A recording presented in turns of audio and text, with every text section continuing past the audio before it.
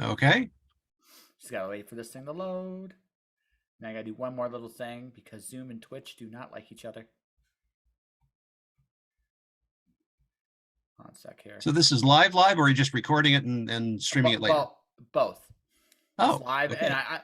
so the way this works is, oh well, there's an error on my end, which is kind of fun and neat and wonderful. But no, the way it works on my end is I usually do these on Twitch, and that's the live version. Sometimes we'll have people show up, sometimes we have people that won't, and if not, we'll just have a conversation. Then I make an audio version of this, and ultimately this ends up on YouTube somewhere down the line. Okay. Yeah, so just so we know. So, ladies and gentlemen, as we explain the instructions of how Twitch works with Zoom, because Zoom and Twitch do not like each other. They're like evil brothers that just want to, pound the crap out of each other. Technology is a wonderful thing. My guest today is not. Hold on a second. Oh, good. It's totally muted already. Good. I can actually watch this accordingly as well. My guest is not Madeleine Holly-Rosing. It is her rock star husband. I'm going to say because No, I'm just the spousal unit support team. spousal youth support team.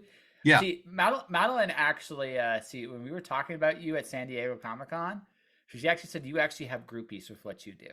Well, we'll get into that later, but that's totally separate. Okay, But gotcha. it's kind of in conjunction with her work on Boston Metaphysical. It was just a side gig that I got because she said, "Hey, go do this." And as a result, I was actually getting some actual followers, which is it kind of amazing. But it's like the people in my line of work really don't go to Comic-Con and host panels, No. right? So yeah, I mean, I just happened to start it, and people got interested, and we started presenting some interesting stories, and they kept coming back. And I think last year I actually had somebody who said that they came to Comic-Con specifically just to go to my panel, which is That's amazing. that's impressive. That is actually seriously impressive. I mean, you're going to spend either all that money either for the full 5-day ticket, or even just a 1-day ticket, just to go to my panel. It's like, why? What's going on? Yeah. I said I actually told her like you guys should capitalize on it a little. Like, and this is my evil business mind going on. It's like you got something there, right? So yeah, I mean, Yeah, yes and no. We do have strict limitations at work. And I guess you might want to, there's a bunch of people out there going, well, who the heck is this guy? I know. Actually, I was trying to find a way to ask that, but we Yeah, again, right. It's like before we get into that, let's say, hey, why are we talking this way? Why am I saying that I can't capitalize on yes. on what I'm doing? Because my employer really doesn't want me to do that, because there's a lot of I mean, I could appear to be taking advantage of it, and appear to enhance myself, and I don't want to do that. And conflict of interest is a real thing. I totally understand that too, right? I mean, that is Yeah. it. I think for the record, we should actually just officially say it. What do you do? We should just Oh, tell the audience that. basically, well, short answer, I'm a rocket scientist. Yeah. I make widgets and gadgets and send them off to Jupiter and Saturn and Mars, and all sorts of fun places in the galaxy, well, solar system, at this point. And so I've only been at JPL for 45 years now. Yeah. And so things keep coming up, and it's like, hey, what's the next thing that we got to go do? Yeah, that's fun and exciting. Oh, you want to go fly on Mars? Okay, let's go do that. Because nobody else in the world has done that. So yeah, sure, why not? Let's go do that. Why not? Right. Yeah, why not? So like I have done the joke on here many times. I'm sure I'm going to just get it out of the way now because I'm sure you've heard it a zillion times. You've heard that it's not rocket science thing, right? Right. Probably a zillion freaking times. You're like, well, I know what I'm talking about here. I mean, it's kind of cool to actually meet somebody that actually does the rocket science. Well, actually, yeah, it's interesting. It's not, well, it's more, Yeah, rocket science is a general all term for it. There's actually, rocket engineering, which is the booster vehicle that gets you off the ground and into space. And there's a entire team of people that dedicate their careers that do nothing but that. Yes. Yeah, look at the ULA, United Launch Alliance, and SpaceX and Blue Origin, and these guys, these teams are dedicated into getting people off the planet cheaply, and safely, right? And that is it's one of those things. The life of a launch vehicle is basically, you know 30 minutes, an hour. It's not very, very long. A space vehicle, once you boost up and you either get into orbit or you go to another planet or whatever, you're talking decades. Yep. Right? And there is a difference in how you approach the design of each. The launch vehicle has a very, very rigorous environment that it has to survive. I mean, there's cryogenic temperatures, there's aerodynamic vibration, there is acoustic loading, there is all kinds of stuff that goes on that we have to survive as a payload. Yeah. And then once we get going, then all that's behind us, and now we're on our way, and on that trajectory over to Mars or Jupiter or Saturn or whatever. In the case of Voyager, which was launched back in 1977, we actually had there was a really brilliant young navigation guy that was doing investigations of how to navigate around planets, and he discovered that you could actually get a gravity assist off of the planet depending upon how you fly at it. You kind of approach, and you take a long, slow approach toward it, and then speed away really fast, and it turns out the planet then gives you a little boost of energy. It's almost like a race car thing. Right. Yeah. And so he discovered that, hey, the planets line up such that I can do a gravity assist off of Jupiter, then another one off of Saturn, and then get off and do Uranus and Neptune at the same time.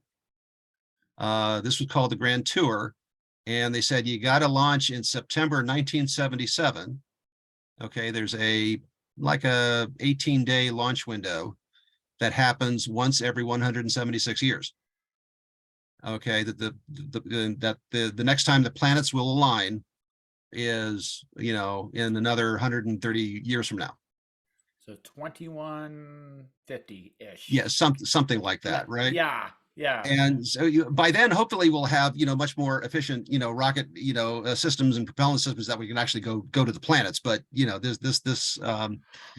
was amazing that two Voyagers were launched in 1977. Back to back in that launch window. Yeah, no, we actually made two of them and launched them and got them out the door and launched on time. Nearly lost the first one, but yeah, we got it out on time. Okay, so how do I put this? I guess here's the weird thing. Like it always sounds like, and maybe we're still doing it, no one's advertising anymore.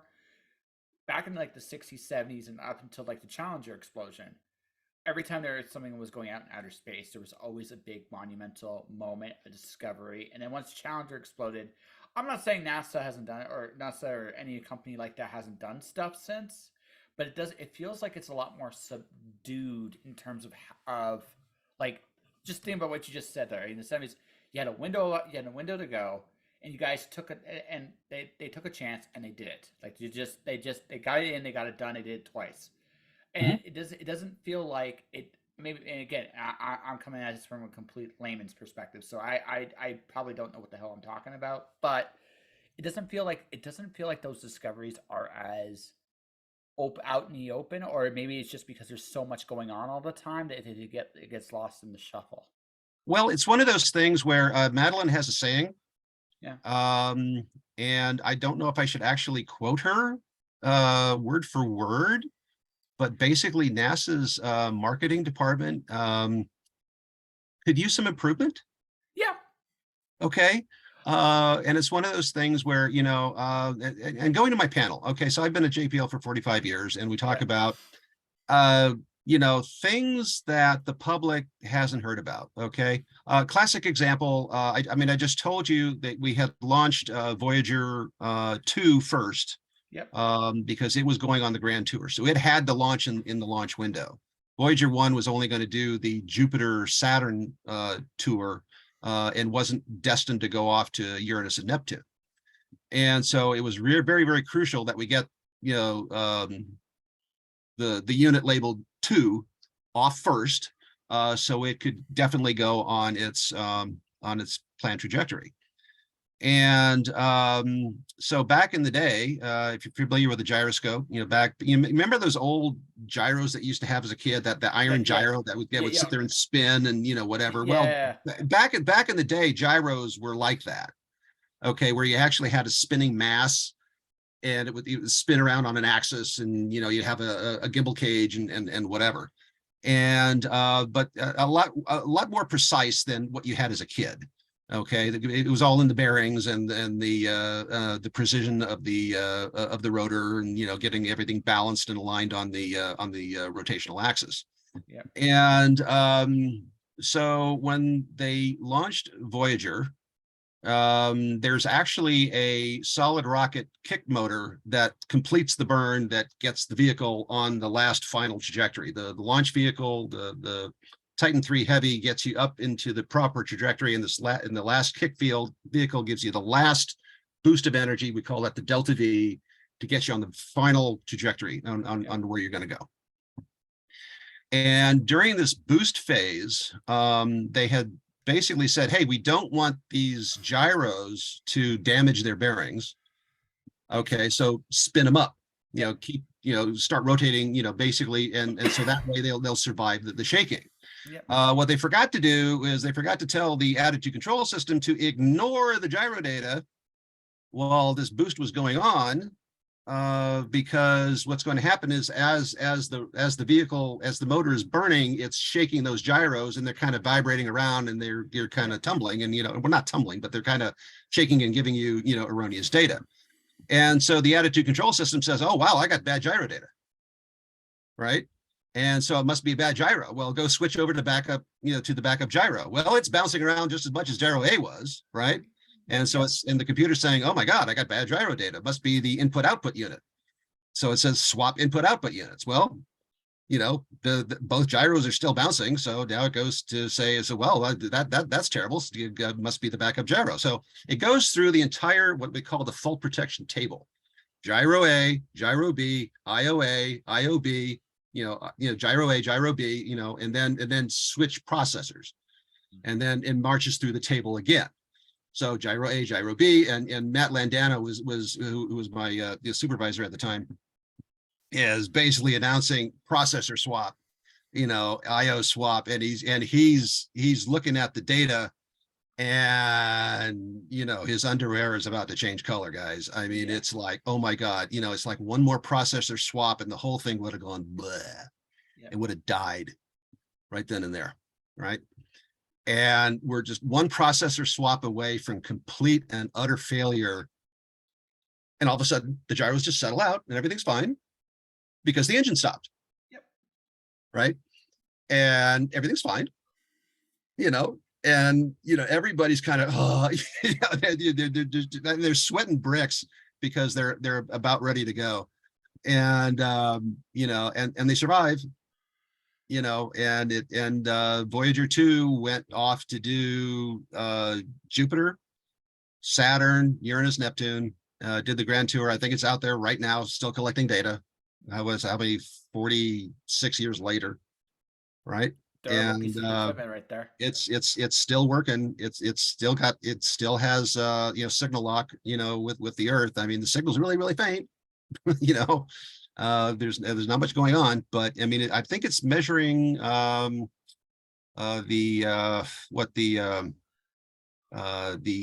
corona sphere. I mean, the corona from the Earth um, basically reaches a limit out at the edge of the solar system. Mhm. And I think we went through that, I don't know how many years ago. And so it's just monitoring, space, where our solar wind doesn't even get to anymore. Yeah. So, and so that was, yeah, we almost lost the vehicle in the first, couple of minutes of its flight. So these are the Scary. kind of stories that I talk about at my panel at Comic-Con. It's like, uh, Yeah. and, so and I can see why people would be interested about it. Like to be like again, it feels like a very frontiery. Like it's something brand new. You're trying new things. You're seeing the struggles in real time, and like there's success, and there's a lot of cool success stories, right? Voyager 2, 40, yep. And 40. there's lots of interesting failures that we Sure. had. I mean, you heard about the infamous English metric conversion problem, right? Hmm. I don't know if you heard about that one. Well, how Uh, about that that was one where, back in 1999, we were doing the faster, better, cheaper thing, where we wanted to get out there and get a lot of missions out there, and we didn't care if we failed, as long as we got things out there and we could, prove that we're not wasting the taxpayers' money and whatever. And that was just a little itty bitty navigation error that came about because we had like two guys at JPL that was basically doing the navigation for, I think, four spacecraft going between Earth and like Mars, right? So we had Polar Lander, Climate Observer, there was DS2, I think it was, and then some other mission, and so they were doing the navigation for all these things. So there's one guy doing all the work and a supervisor, and they noticed a systematic error in the navigation tracking. I mean, every so often you do a nav track based on where the vehicle is with respect to Earth, and it's kind of tough to do because there's no GPS Yeah. out there, right? And so you have to basically say, okay, where am I? Where is Earth? And what is my relative angle between the sun and Earth? And you try to get that error down to the point where it's Reasonable. it's correct, and you know where you are. And so you kind of get this sort of error ellipse that you're supposed to wind up in. And every time you do a nav track, you're supposed to be somewhere within the ellipse. And the navigators at JPL said, hey, there's a systemic error coming along. Every time we do a track, we're within the ellipse, but we're marching from one end to the other. I mean, normally it should be random within the ellipse, but it starts from one end and it kind of tracks its way over toward the other. So it's like there's something wrong here. And the guys at the contractor said, hey, it's fine, don't worry about it. You're within the ellipse, no big deal. There was a young kid that was basically a fresh out at the contractor, said, hey, I can go take a look at it. And then this old gray beard said, oh, don't worry about it. It's fine. And we're within the ellipse. We don't have to do there. They said, there was this one last final error correction burn that they could have done. And they said, it might be too risky to do it. That's this close to the planet. I mean, they were getting right close to their closest approach to the planet, to Mars. And the error dropped them 50 kilometers lower than they thought. And when you think about it, 50 kilometers out of 220 million isn't bad, No. right? Well, But it's it was relative. enough, Yeah. Well, to get it into the atmosphere, and at that point it burned up and oops. end of mission. Yeah. Well, because I mean, what you're talking about is like it's a huge math problem. You got to figure this out. You're trying to figure it out exactly where. Since you don't have a GPS, there's also no Yeah, direction in space like that. There's like literally you got to kind of go, okay, I'm going to go here, and you try to get within what like again that ellipsis because it's a reasonable amount because you're not sure exactly where it is, but you figure it's within this space. you're right, So right. right, so And as long as it's within that space, you're good. But like anything else, an inch, like in terms of 50 kilometers is essentially an inch in space, if that, right? So Oh, it's equivalent of microns. I mean, yeah, yeah, yeah. yeah, So yeah. it's not a big error, No, but much like anything else in life, right? Much like anything else, the little things it's add up. enough. It's Yeah, enough. Yeah, and that's the thing, and it's like it's enough to yeah, be a problem. And so yeah, long story short, what happened was the after the vehicle burned up, the young engineer at the contractor said, "Oh, here's the problem. JPL had asked for the events in what we call the small events file to be transmitted from the contractor to JPL in metric units, meters per second, yep, and they gave it to us in feet per second because that's what the contractor was used to. That's what they had done all their calculations in, and they just forgot to do the last final conversion in from feet per second to meters per second. And so that that would do it. base and that'll do it, Yeah, and that'll do it. yeah, that will do it. And it was enough to basically put the vehicle off by 50 meters, and which was enough to get it down into the upper atmosphere, and such that as during the closest flyby, it overheated the solar panels, and the ship broke apart and we lost it. Yep.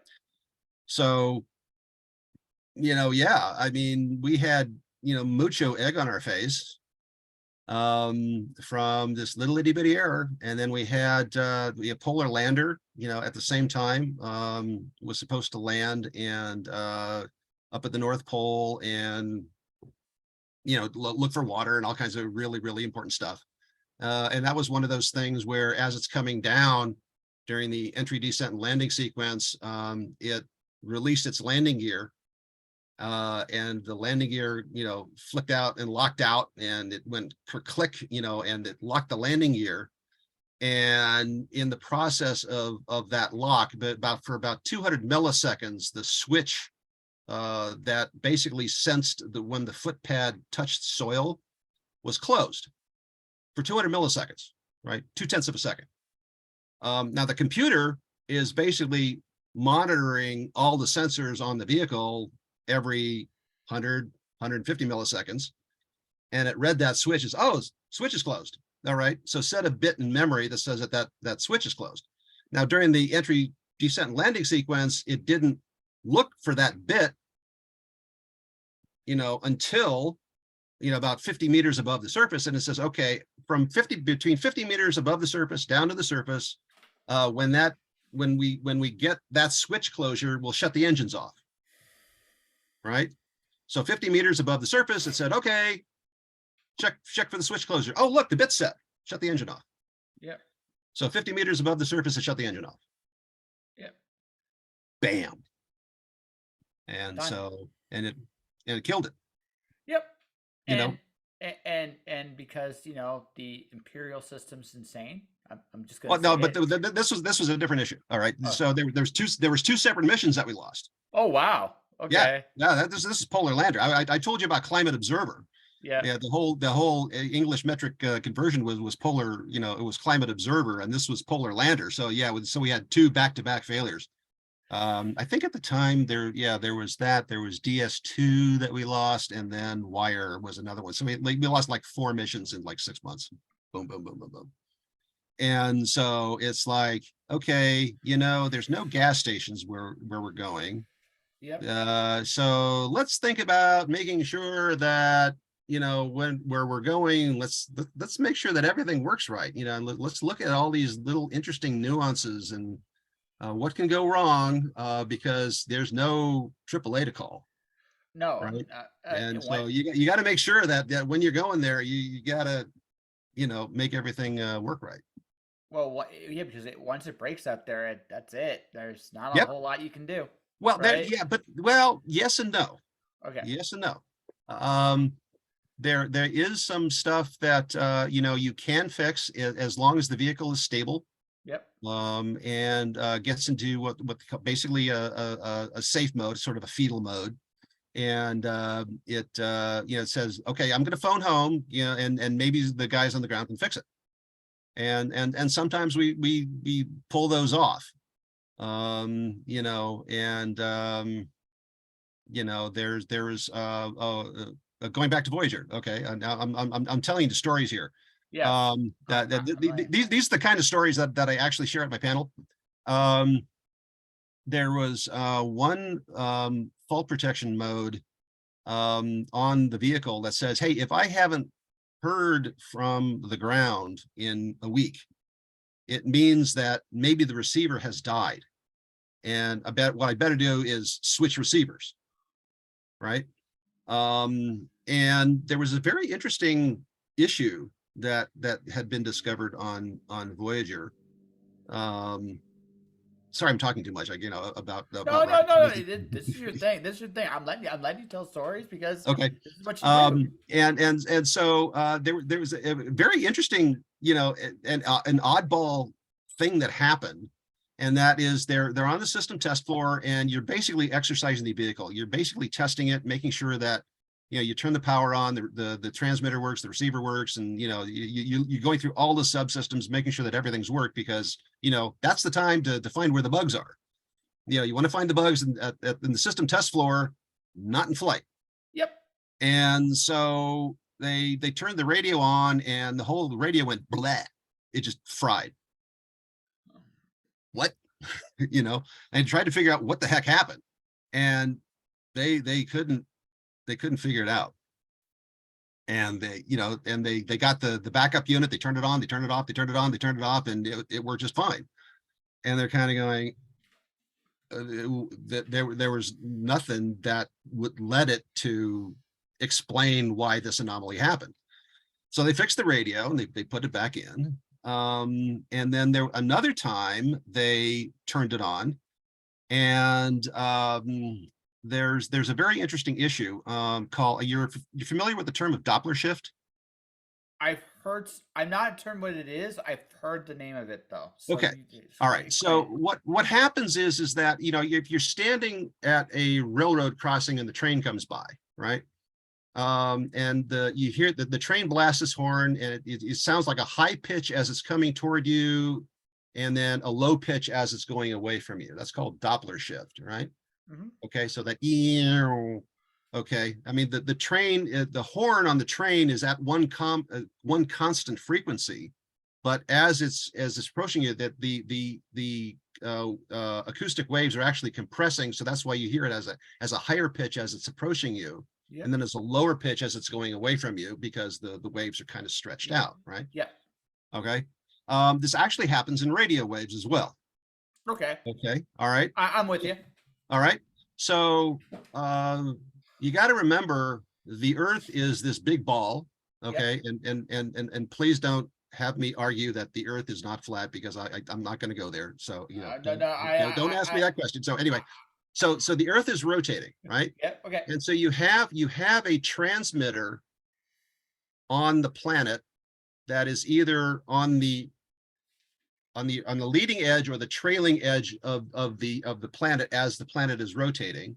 Okay. It's trying to transmit a signal to the spacecraft, right? Okay. The spacecraft is moving, okay, and it's going faster as it's going toward the planet, and and it's slowing down as it's moving away. So the speeds with respect to the Earth are huge, right? And so you need a circuit in the radio that accommodates that frequency shift. Okay, it's effectively the effect of the Doppler frequency, and so you use a circuit, and I'm going to go above your head here. It's called a phase lock loop circuit. Okay, I'll have your readers. I'll do the research on that, of what that does. And what it does is it figures out what the uplink frequency is, and it attunes its receiver to adjust itself to receive at that frequency, so it can get the commands from the ground. Right. So for lack of a better term, it's this combination tuning fork / translator. I don't know what that is, but I'll take your word for it. No, it's just the idea in my head. It's like it's trying to find the frequency to communicate. Right. So basically, because it's so variable. Yeah, which makes sense, because again, you don't know what you're walking into. So it finds the frequency. It's almost like like I say a tuning fork, because it's like trying to find the pitch, finds the pitch, finds the pitch, it hits the pitch, it resonates, and then it Yep. communicates. Does that Yeah. make sense? Yeah. So, Yeah. you imagine a keyboard. So the receiver will say, "Hey, I'm receiving the signal from the ground, and I got to tune the receiver to be as a C and not a B flat." Yeah, You fair. kind of Yeah, thing, yeah, right? yeah. Yeah, right. So the tone of the frequency is changing, but you want to lock up on that so you can get your commands in to change the frequency. Yeah. Well, it turns out another problem that they had on the system test floor in Voyager was that particular circuit just fried, Oh, and the entire, and the receiver would still receive, yep. but only on one frequency. Lovely. Okay. Yeah. So early on in Voyager, and this is before they had gotten to Jupiter, let alone Saturn, let alone Uranus, Neptune, right? They had this little problem over on the other Voyager with the scan platform. The bearings were a little bit stiffy, and they were looking at that, and they forgot to send the command to the other the primary Voyager that, hey, we're still here on the ground, so yeah, everything's fine. Reset the counter for the receiver circuit. So I think it was Voyager 2, basically says, "Oh, I haven't heard anything from the wild. Switch receivers." Bam, the receiver just blows, Yep. gone, fries, right? And then, we kind of got, you're trying to send the commands and it's not responding, and it's like, oh boy. So the only thing you can do is hope that after a week it's going to switch back to the original receiver. Well, it switches back to the original receiver, and sure enough, the phase lock blows. So now the receiver can't lock up onto the incoming command signal from the ground. So, So now the Earth is rotating around the sun. mhm. The Earth is rotating around its axis. So there's this huge frequency shift, and the receiver is only receiving at one frequency. Yep. And it can't change at all. And I got to hand it to the Deep Space Network guys. They said, okay, guys, the only thing that we can do is calculate what the Doppler shift is going to be, what the frequency shift is going to be, and transmit a specific frequency from the ground such that by the time the vehicle gets it, Oh it's going to be man, at the one receiver, that the one that received frequency. is amazing math. And That they have that done this for the last 45 years. Yeah, no, that's amazing math. So, folks, Yeah. to understand that, essentially, you have the ship can only say one thing, and Yep. there's only particular windows in time that we can Yeah. It can only communicate. hear one note. It can Yeah, only you can hear only one. hear, It can't hear multiple notes. It can only hear one note. And and you when only you're, you and know, depending on when and depending upon where we are, you can read it or not. So the engineers, depending on when and how, have to actually calculate where it is, how it is, and when it will likely reach it, which is actually incredible. Although that does make me kind of go, what happens? Like this is almost like a sad thought, but eventually, what if that frequency just stops? well, no, what now? Okay. All right. Well, step two Yeah. was that they knew that there was radiation around Io, Mhm. the moon of Jupiter, right? Yep. And so they knew that the received frequency, the tone could change. Yep. So they said, okay, um, just broadcast slightly different frequencies, and let They us ver- know what you hear, and that's the new frequency that we're going to transmit at.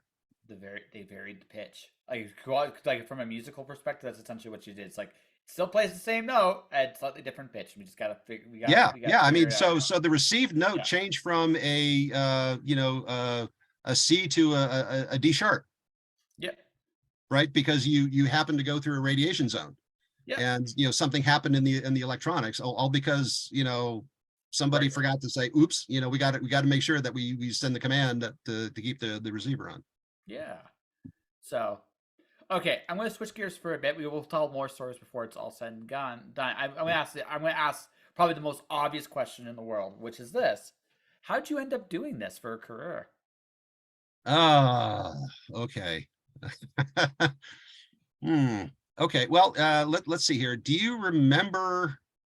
We could actually talk about this because back when I was a kid, I loved airplanes. Okay. Okay, anything that went flying. And then there was this little itty bitty movie called 2001: A Space Odyssey. I remember that movie. Yes. I Okay, actually remember. but did you see it in Cinerama? I did not. Okay, now with you're talking about I mean, this is super IMAX. This was IMAX before IMAX, Oh right? no, no. This is. Now, Oh no. What you? this theater was so huge that I mean, it literally wrapped around the audience, where your peripheral vision was fully engaged, because there was three projectors Yep. in the movie theater, right? So I saw it in the original format, in Cinerama.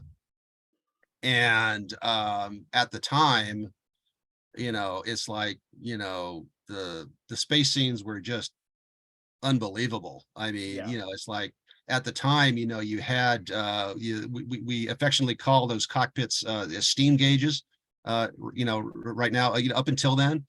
And now you had these things called display screens, and data was being shown on a display screen. And they had this thing that, it looked like a piece of paper, and it was a TV display. I mean, somebody could take it and plop it down on a table and watch it while they ate.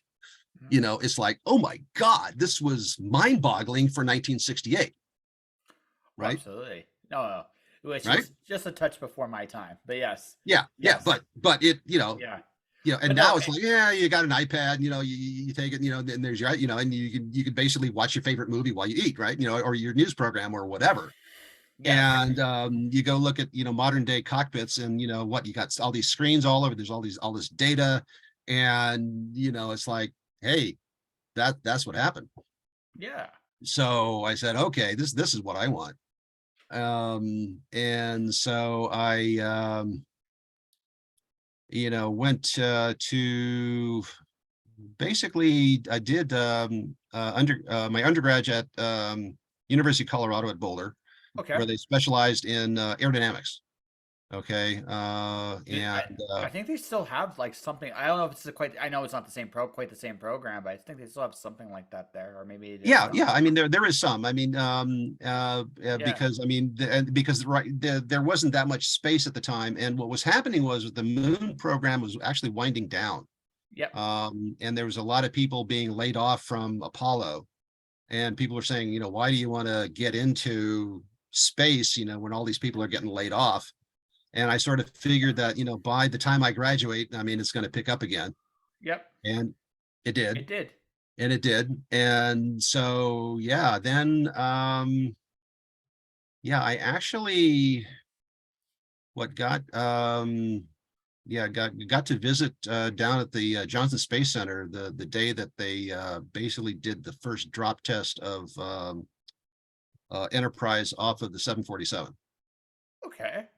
All right, so I was, just right down there, just for that. And because the space shuttle still hadn't flown yet, but they were still doing the aerodynamic drop test, and they wanted to verify that they actually land the thing. And so I said, yeah, this is what I really want to do. And they, the Johnson Space Center, it was one of those things where I then went off to do my master's at a little place called Stanford. Tiny place And that. yeah, little, Yeah. yeah, Yeah. Yeah. little school. And then JSC really never got their act together. So I said, oh well, okay. I mean, I can basically uh, do some stuff at JPL. Um, and yeah, I mean, I got in, and I started working on this thing called Galileo, which was the first orbiter that was planned to go into orbit around Jupiter with a probe. Hmm. And we said, okay, that's fine. We can do that. They had just launched Voyager. And so the same team that did Voyager was now working on Galileo. And we said, yeah, but the launch vehicle is going to be the space shuttle. It's not going to be like a Titan 3 or, anything like that. It's or a standard run-of-the-mill booster. It's going to be the space shuttle.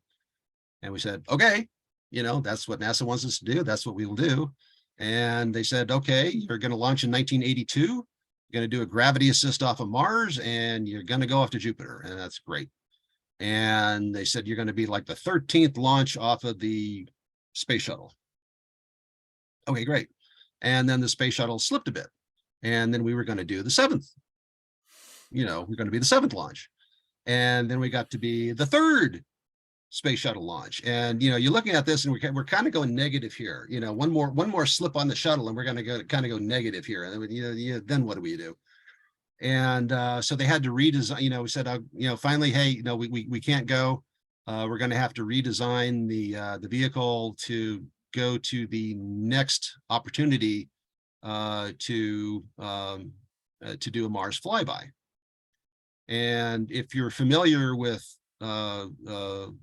mission, trajectories and mission planning, you notice that there's an alignment between Earth and Mars every 2 years that allows you to launch something from Earth to Mars. To Mars, yes. Okay.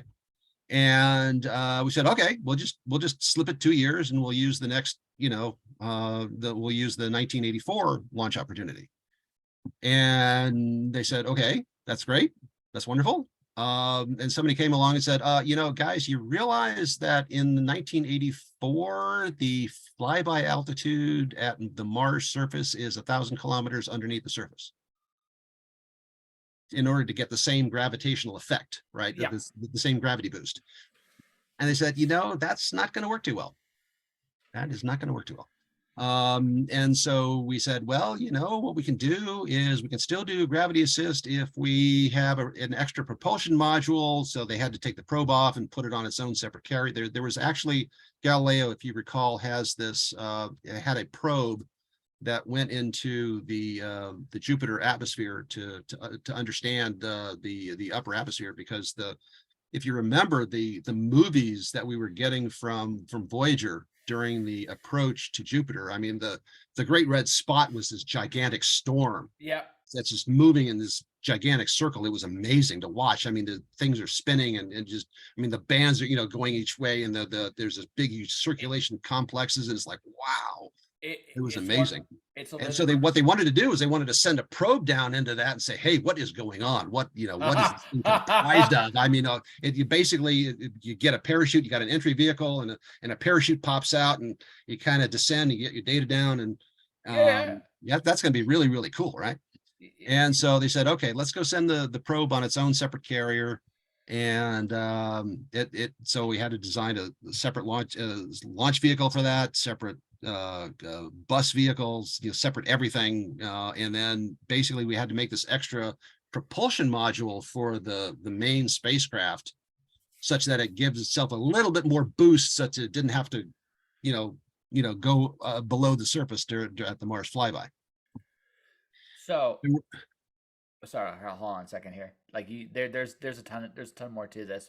All I'm gonna say is, like, for me as a kid, I always was fascinated by the Jupiter red spot. Like, I never, like, the fact that it's still to this day storming, right? It's been storming for how many thousands of years? Yeah. Yeah, exactly. No, that's the thing, right? It's one of those, like, really cool mysteries in the universe, because it's like, to us anyway, because, like, what is it? Yeah, exactly. Yeah. What is it? Yeah, what is it? It's bigger. Wow. It's bigger than our planet. Like, put this in perspective, folks. Like, if you don't know, that red circle, I think, is, like, I can't remember how many Earths are in that thing, but it's huge. Like, it's a big. I believe there are you can fit 11 Earth diameters across the entire diameter of Jupiter. Mm-hmm. And the spot is maybe 3 or 4 Earth diameters long. It's big, right? Like just the fact is, a planet that is essentially a few steps below being a star. It's that big, that how much, and inside it is a storm that is by itself bigger than us. I mean, that is mind-boggling, Yeah. actually. Oh yeah. Yeah, Yeah. yeah, yeah, yeah. Oh yeah, yeah, yeah, yeah. You mind-boggling. Okay. So yeah, so at JPL, think about it this way. We Mhm. deal in things that are either really, really big, Yep. really, really small. Which oddly makes sense. Okay. The one thing, like listening to you for the last little bit, and again, we'll do you want me to finish the story, or do you want me to dive Oh directly well, in? yeah. Like I can go. Let's see here. Let's see here. They decided to wait another year. They combined it back again. They actually decided to put a Centaur in the upper stage to launch in 1985, and to recombine the probe with the orbiter. They were launched on the shuttle in 1985, but the Centaur got delayed. They said, okay, we'll delay until 1986. In May of 1986, and Challenger happened in January of 1986. Yeah. So all shuttle flights were off, for 2 or 3 years while they figured that out. And then at that point, they had to redesign the vehicle again. And they said, okay, look, and the problem was that the Centaur upper stage, that was supposed to go inside the shuttle, was a cryogenic fueled upper stage. I mean, we're talking liquid oxygen. I don't know if it was kerosene or liquid methane, but liquid propellants inside the shuttle. Yep. And this, after Challenger, they said, let's rethink this. And so they said, let's do what they call the inertial upper stage. It was a solid rocket motor system, but then the navigation team came by and said, hey, we can do the IUS, the inertial upper stage. It didn't have as much thrust as the Centaur, but we can launch in 1989. We can do a gravity assist off of Venus, do 2 gravity assists off of Earth, to kind of get the slingshot effect going, and then head out to Jupiter, Hmm. right? And that's what they did. And so, yeah, Galileo launched in what, 89, I believe it was. Yeah, it was It- late early '89, something like that. yeah, yeah, 89. Yeah. And it was a long time. It was but Well, I think what's interesting, I think something I didn't think about until we really started talking is timing's everything in your business. Like oh yeah, timing is absolutely everything yeah, because there are only certain windows of opportunity to do certain things in there. And if you guys missed your window, well, you've missed your window. There's no ifs, there's no ands, there's no buts, yep, right? yep, yep, yep, Right. yep, So yep. Yeah, if we would have missed the Grand Tour opportunity, yeah, we would have missed Uranus, Neptune, Jupiter, Saturn, Uranus, Neptune, yeah, altogether. And what was amazing was they got 2 vehicles out in that yeah. window. Like I said, like that's the part that's amazing. Like like not only did they get the one they expected, they actually got a bonus they didn't expect. And it was just like, Yeah, but they got a spare. yeah, which Yeah. probably at some point it's gonna, if it hasn't already, come in handy. So that's like you said, I think that's the thing. I think the most interesting thing I've learned today, just based on this conversation, timing. Like your job is living proof. Timing is absolutely everything. Oh yeah, yeah. Well, that's just half of it. Yeah. Okay. The other half is, getting everything to work right. Okay. So primary example, look at the James Webb Space Telescope, right? Now that's an infrared telescope. The nice thing about infrared is the wavelength is a little bit longer than visible. So but you got that working in your favor. So the what we call wavefront error on the Yep. primary mirror doesn't have to be quite as strict as a visible system, Hmm. because at least you're talking, maybe 900 nanometers of your primary wave versus like 600 in the green. So you may be looking at 1,000 to 900 nanometers, in terms of wavelength. So yeah, so the other issue that you have is that, okay, you got the launch window, you want to launch on time, but then you got to make sure that you have to, well, you have to survive launch. Okay. Mhm. I think I was telling you before is that, you have that acoustic loading, you've got, you're roaring up in the atmosphere. The atmosphere is basically, uh, flowing around the launch vehicle fairing. It's basically exciting the fairing and causing a lot of acoustic vibration inside the fairing. And that energy is basically impinging on any flat panel that you've got and coupling energy into the structure, and it's shaking the structure, right? And so the vehicle is just you're just shaking the bejeebers out of it, Mhm. right? And so the the other issue is that, and I talked about this at my last, panel at Comic-Con, is that, well, that's really, really great, but what happens when you have a optical system where you want to have nanometers of wavefront error? Okay, so you have this big, huge telescope, the light's coming in from your star, it's kind of, it's going through the optical chain and getting down to whatever your detector is, and it has to be in focus. Okay, so you're looking at just the star, and because you got to remember that you're like with Hubble, they had an issue with the surface figure of the primary mirror, and it was out of focus by the time they got to orbit because of this tool that they had used to calibrate the grind of the primary mirror, and so the whole system was out of focus. And so, yeah, so at that point, the we call it the wavefront error, across the entire diameter of the telescope has to, get, all the photons for this one particular image to each spot on the focal plane in focus, which is very, very difficult to do. It doesn't seem like a lot, but trust me, there's a lot of work going on to make sure that all the surfaces of all the mirrors, all the optics, and whatever is precise, down to, typically microns.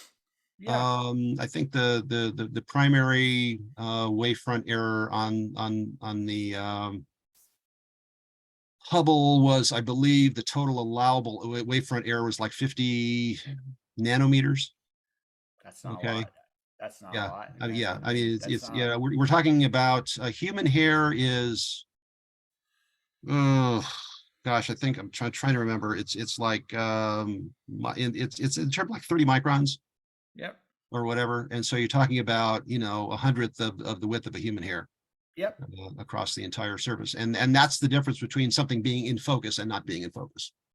Right. And I think the Hubble error on the primary mirror grind was, yeah, it was only off by, like a couple of microns. It wasn't bad, but it was bad enough that you couldn't get into focus and it was completely useless. well, I think I think actually it's again, and that's the second lesson, as it said, like window of opportunity. One, survivability. Two, three, Yep. right?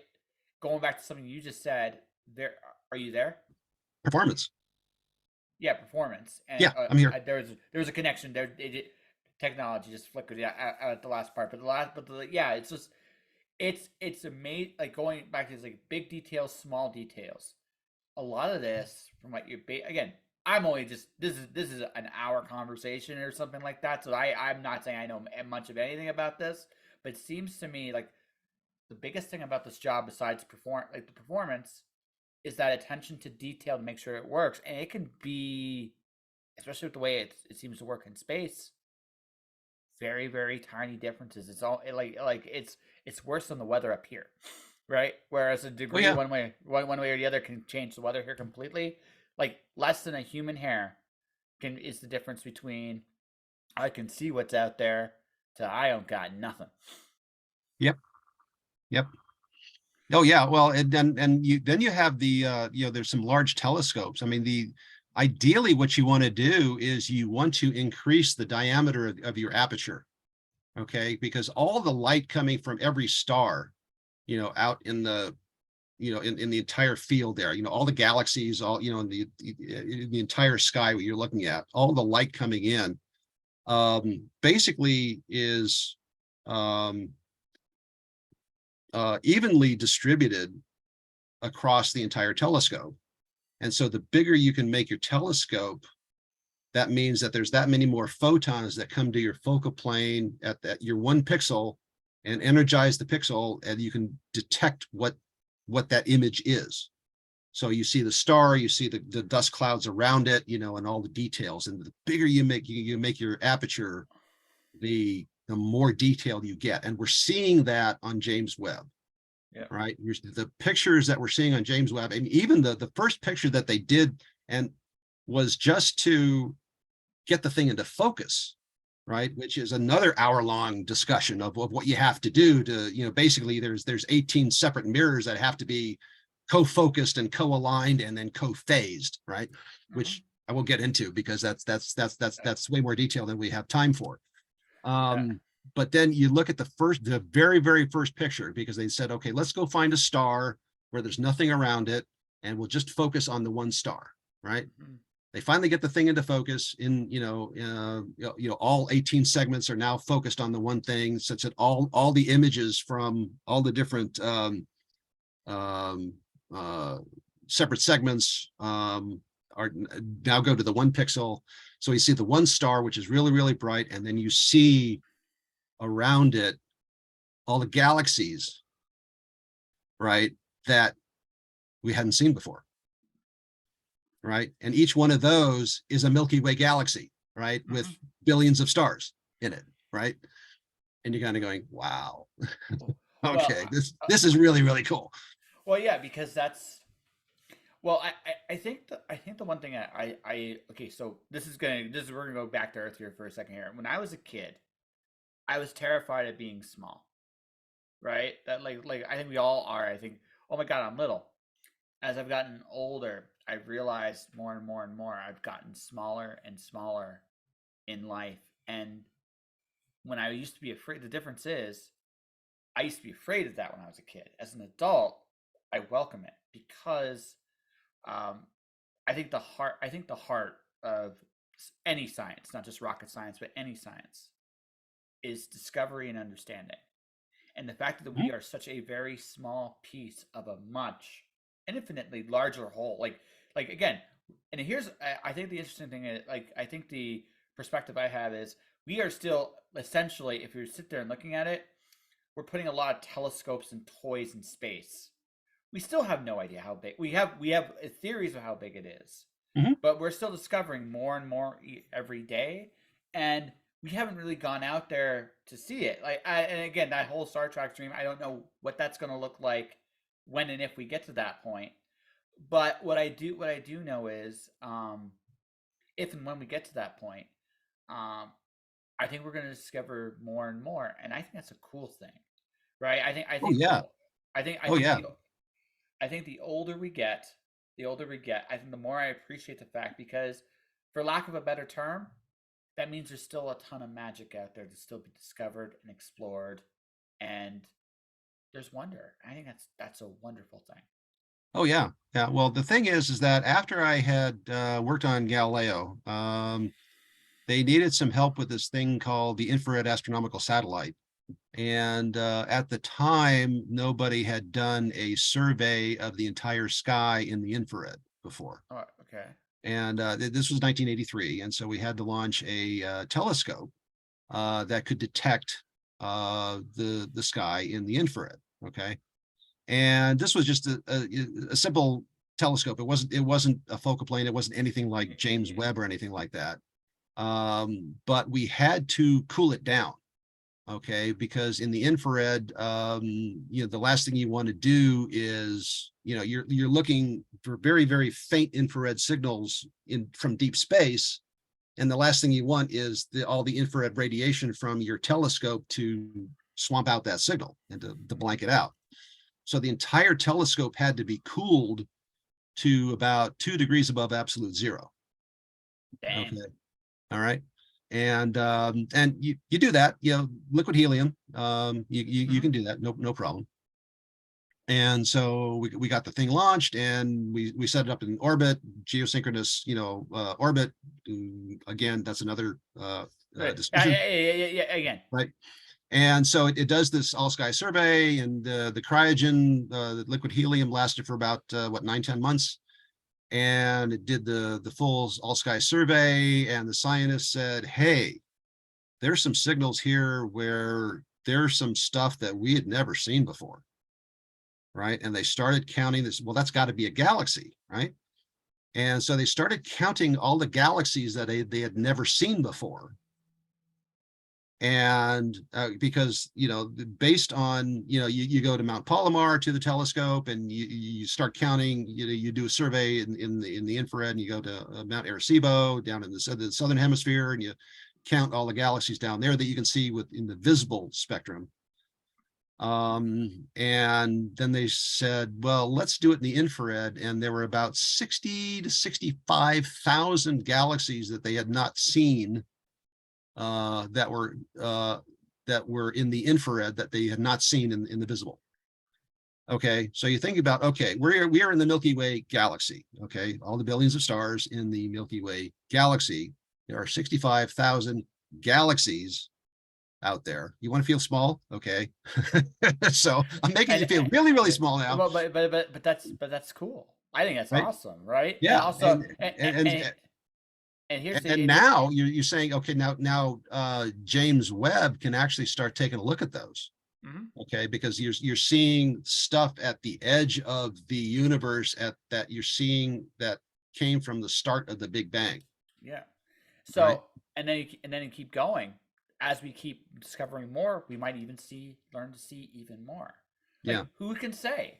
I think that's a wonderful thing. I would rather, again, I love worlds of wonder, and I think that's the heart of. I honestly think that's the true heart of science. How much can we discover and hopefully understand? Yeah. Right. Yeah. And hey, look, I'm an engineer, right? Yeah. I'm not the guy doing the science. I mean, the men and women doing the science are the ones out there saying, hey, if A happens and B happens, and then we have, exoplanets and whatever. I just make things happen for them so they can make their discoveries. Yeah, right? but I mean, honestly, isn't that science in itself, though? I mean, you're solving problems, right? Kind of, sort of, yeah. Yeah. So I mean, Yeah. it may not be as glamorous, but dude, Yeah, like, yeah, but I'm there to help them out, and they're there to help me out too. Okay. sure, no, it goes both ways, right? Yeah, it's a Yeah. Oh yeah. collaboration, Yeah. right? Like a classic example was the the desire to go find water on Mars, right? Yep. And somebody said, hey, look, there's of the loose dirt, the regolith on the Martian soil. Okay, 1% of that is water. All right. So if you mined, 1,000 kilos of regolith, you get 10 kilos of water, right? So that's a lot of dirt. Okay, so Yeah. you got to basically go scoop up dirt, and you got to go, go find Yeah. you bring it to a processing plant, and you sift through all that, and you get all this water, right? And the scientists look at us kind of like, what are you doing that for? Okay, because you realize that on the surface of Mars, there's a ton of gypsum, right? Now, gypsum is the same stuff you got in your walls, right? Gypsum board. Okay. Do you realize that I think it's, what is it, 44% or 65% of that is water? Much better source of water. Yeah. And all you Right. got to do to extract it is to heat it up, and you release the water. Yep. And so that means that for every 1,000 kilos of gypsum that you can scoop up and mine, So you get 650. 650 kilos, or 50 to 650 kilos of water. Yep, Okay. which, So what's easier to mine? 1,000 kilos of regolith to get 10 kilos, or 1,000 kilos of gypsum to get 500? exactly. Right? Or 650, So or whatever the case may be. yeah. Yeah. So scientists, yeah, you love them. Yeah. Oh, yeah. Thank you. No. Thank you. Thank you. Yeah. Go for the gypsum, man. Yeah. Go God. Well, but again, it's a matter, like, again, it's what you both bring to the table, right? And Yeah. like I said, and I just think, like, you solve different problems, but you both work together to try to solve the problems of possibly tomorrow. Yeah, Which I well, think is yeah, and really it's one of those things where you look at a classic example. You look at what does it take to produce a movie, right? a You've got miracle. you yeah. Who knows what happens because it all works out in the end, right? Yeah, Basically it's Shakespeare in Love, right? So how it works out in the end. How do you know? I don't know. It's a mystery. Um, but you have uh, creative people, you have people to do the work, and so you can map this into space, flight as well. well, So yeah. you have, your producers are your managers. I mean, the people that manage the project, right? Mhm. You have your creators, your scientists are your writers, the people generating the idea for this movie, right? If it wasn't for the writer, then hey, why are we even doing this, right? Exactly. Because somebody has to come up with the idea and the scenes and the creativity that it takes to make this a cohesive Mhm. story. And then you have all the talent that it takes to make it happen. You have the people behind the camera, the people in front of the camera, the people that are set, the set dressers and everything like that. Those are your engine. That's your engineering team, Yeah. effectively, right? And so it's very similar in that regard. Yeah. As Well, as so I mean, it's like anything else. It's a human project at the end of the day, and that is, but it takes the right people and like we're talking about like a show. I imagine the same with any of your projects too. The right people with the right place at the right time, right? And like some projects are better than others because of who and just Yep. right and the direction. Same with television, same with movies, right? Yeah. I actually I was gonna make a joke. I don't think it's actually a fair joke though because again you are Madeline's right.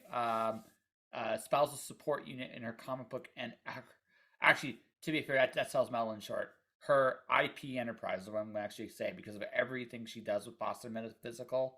To say it's just a comic would be actually a bit of an insult. She does novels. She's got lots of other cool things she's done with what Oh she's yeah. done. Yeah.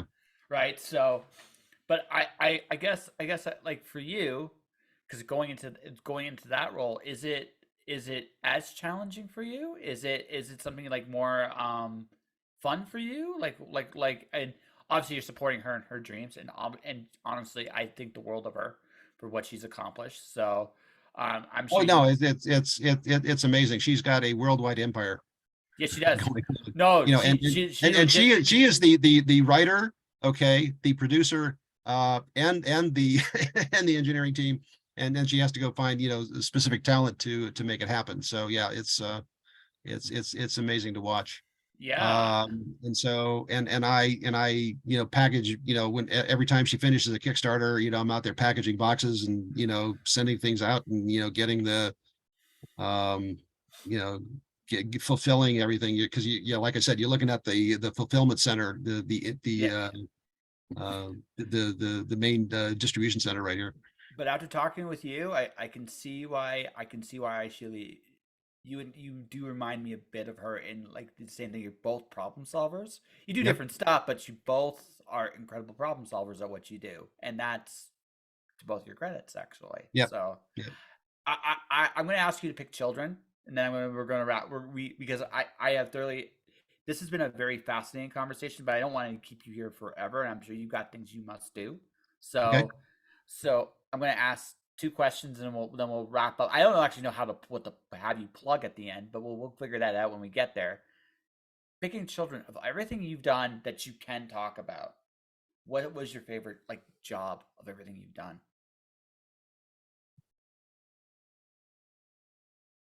Oh, the favorite job that I've done. Yeah, like what have you like what of these projects, like all these things you've done? Oh, okay. Well, all right. I actually told this story at the last Comic-Con back in I believe, what, 2003 or so. Okay. We had a instrument that was destined to fly on a Earth absorbing platform called Aurora, and it was called the Troposphere Emission Spectrometer. and it was designed to detect ozone and other upper atmospheric constituents, specific minerals in the upper atmosphere. And they had taken a long time to it was an optical instrument. It was actually a Michelson interferometer, which I don't want to go into details, but it's Yeah, basically yeah. it's a very, very complicated optical system. So it took a long time to align that optics bench, like 18 months, which is That's a lot. really a long That's a time, long right? time. Yeah. And so there, it's one of those things where you're getting close to the delivery point here, and you got maybe 9 months to go. You got to get the bench into the main structure. You got to calibrate it, and you got to do your survival, your environmental testing, do your calibrations, and to get the thing out the door, right? Mm-hmm. And so the best thing that I'd done is that I had we got called in. The optics bench on this thing had finally been aligned. They put it all together, they bolted it onto the main structure, and it warped like a pretzel. I mean, it was so bad that there was no detectable signal coming out of it. And we said, wait a minute, you've got 9 months to go before you ship, and you have no detectable signal coming out of this thing. And so we had to take it from this totally non-working, entity, and get it out the door on time, so I could get delivered to the main launch vehicle, not to the main spacecraft platform Sure. to get. And so we had to go do that, which is like another story in itself. And so we had to, yeah, and it was just one of those things where I just remembered a comment that somebody had said 20 years before. And I walked in my boss's office and I said, hey, what about this thing? And they kind of look at me. And you remember in Galaxy Quest, okay, when Fred Kwan, they had gone through the minefield, and the ship is torn to pieces, and it's like they're kind of drifting in space, and they have no beryllium sphere or whatever. And Fred Kwan says, hey, we could rig up a solar sail for, whatever propulsion to, kind of rig up basically this jury rig. Mm-hmm. And everybody turns around and says, Tim Allen turns around and says, we'll do that. Right.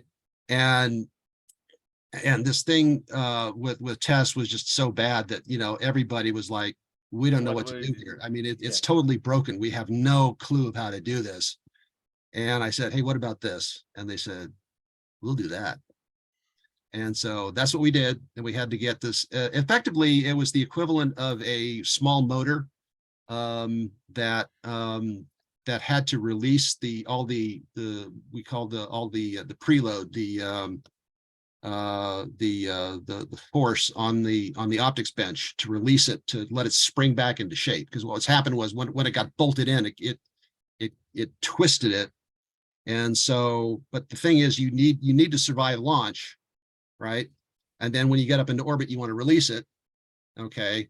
But but when you're doing your vibration testing and whoever, you got to clamp it down.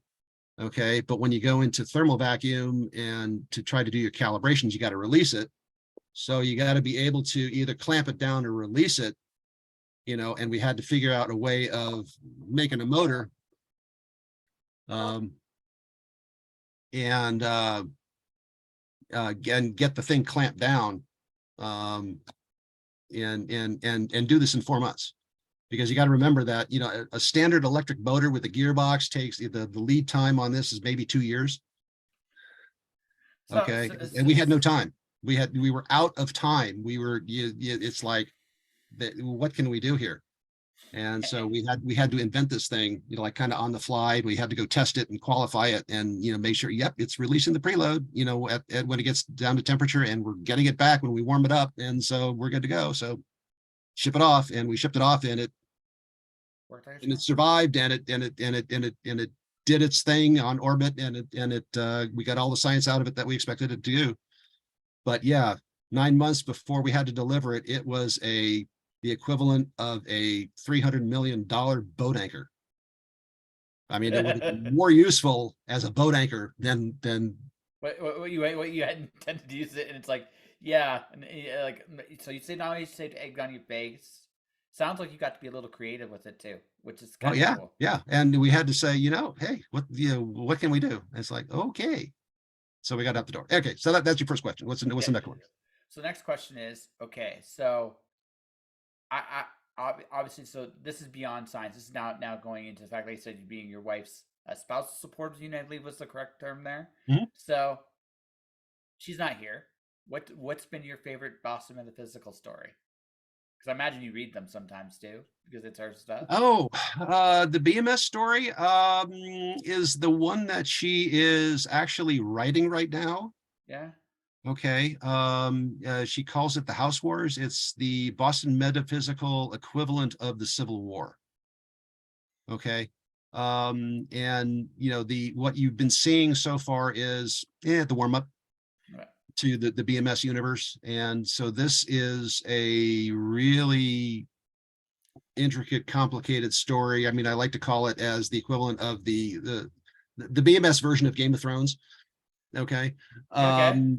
And so I mean, there's House Tillinghast out in Chicago, and you got Beatrice Wells-Moore, and Gwen, and just all and it's like the airships, and the equivalent of the Civil War with and then there's House Zhao out in California, and yeah, this is awesome. Yeah. So yeah, you guys, when she finally gets it done, okay, she got the first book done. I mean, this is a trilogy, a novel trilogy. The first book is done. You got two more to go, and it's like, please write, please write. And she's like, I don't have time to write. She's her dad died, so she's going through the estate and this that whatever. And it's like, go write, go write. I did not know that. My condolences to her. Yeah. So Wow. yeah, we're going through that right now. So yeah. No, well, like I said, just from me to when you see her next, just tell her from me to her my condolences. I didn't know she was going through that, so my Oh best to yeah, her. no, that's fine. Thanks. Yeah, It's yeah. No, it would definitely like if my dad died, I know that it would definitely make me it would pause me. It would definitely give me pause with what I'm doing, right? Anytime to mourn, and I totally get that. So that's cool. I don't want to end it now quite here because that was a good plug for what she's doing, yep. right? And except for the past part where it's super sad. So how do I want to close this now? How do you want to close this? Yeah. So Yeah. okay, Okay. I have two thoughts. Okay, so normally I actually ask the guest to plug something. We kind of did that with BMS, Mhm. but but I also think like if people, I guess where I kind of want to go. We mentioned earlier that you don't want to take advantage of your position, and I get that. Right. That all said, right?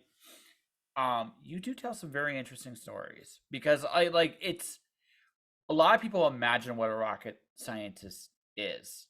And in this brief time we've had this conversation, I have a I again, I'm not pretending I know anything like required to do your job, but I have a bit of an idea of what you do, if that makes sense. Like the big and little things you deal with on a regular basis, Mhm. right? At least in principle, I get it. How to solve some of that, that's beyond my pay grade. Yeah.